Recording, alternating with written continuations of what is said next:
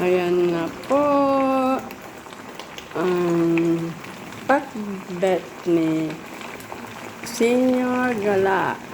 Ang pakbet po sa amin kasi sa Ilocos ay may repolyo.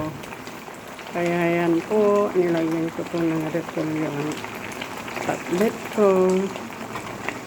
Yan din po ang binagoongan.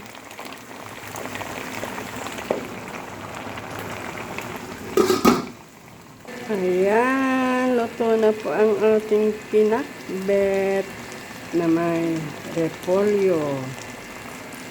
Luto na rin po ang ating binagoongan. Ayan po.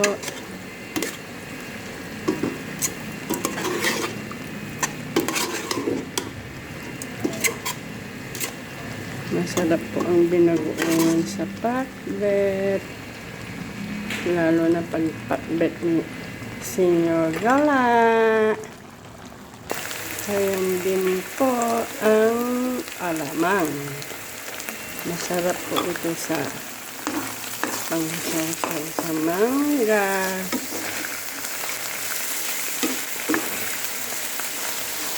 Kaya kung walang maulam, pwede rin ito. Dahil linisa po ito sa binagoongan.